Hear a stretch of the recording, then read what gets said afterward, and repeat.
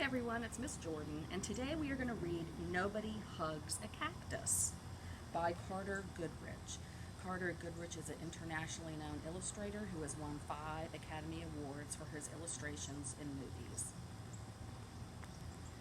Hank lives all by himself in a house in the desert, and that's just the way he likes it. Or is it? Nobody Hugs a Cactus by Carter Goodrich. Hank lived in a pot. The pot sat in a window. The window looked out at the empty desert. It was hot, dry, peaceful, and quiet, just the way Hank liked it. But every now and then somebody would interrupt Hank's peace and quiet. "Hi, Hank," Rosie the tumbleweed called out. "Isn't it a beautiful day?" Hank ignored her. He just wanted to be left alone. "Okay, so long," said Rosie cheerfully, and she tumbled away. Hank was happy again. But just as he was beginning to relax, "Hello!" shouted a tortoise.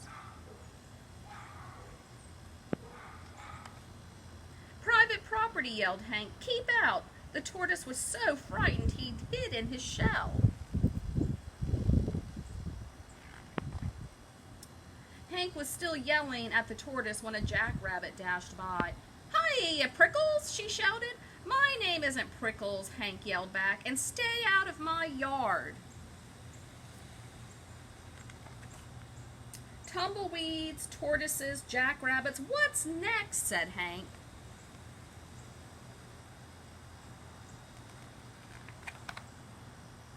A coyote came looping by. "No dogs allowed," Hank yelled. "I'm not a dog," said the coyote, "and you are as prickly on the inside as you are on the outside."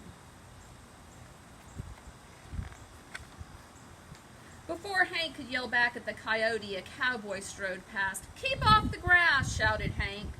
"What grass?" said the cowboy. "Seems to me somebody needs a hug. Too bad nobody hugs a cactus."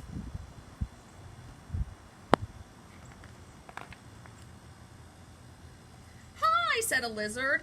"Who invited you?" said Hank. "And just in case you're wondering, I don't want a hug." "That's good," said the lizard, "because I don't want to give you one." Then he skittered away. An owl landed on the roof. "If you're looking for a hug," said Hank, "well, I guess I could give you one."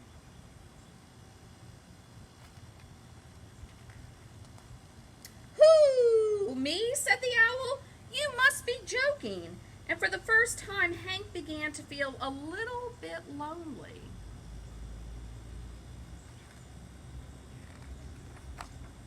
The next morning, Hank was feeling more sad on the inside than prickly. Maybe a hug wouldn't be so bad after all.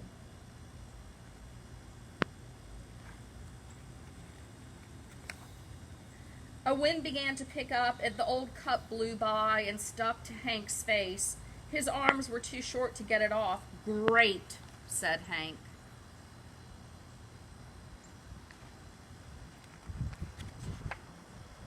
After a while, Rosie came bouncing by. "I'll get it off you, Hank," she shouted, and she jumped up to knock the cup off Hank's face. Then she tumbled away. Hank didn't have time to thank Rosie. He felt bad about all the other times he had been so rude to her, so he came up with a plan.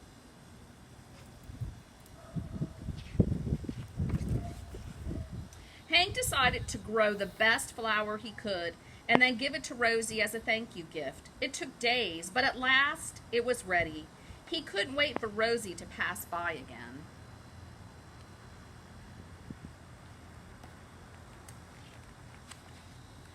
When at last she finally did come bouncing back, Hank held out the flower. "Look, Rosie," he said, "I grew it just for you."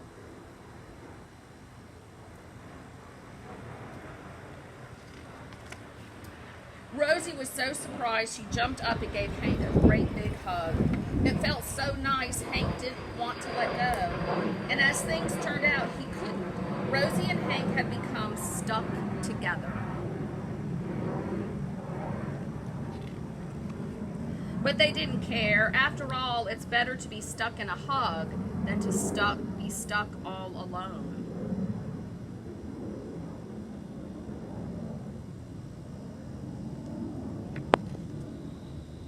The end.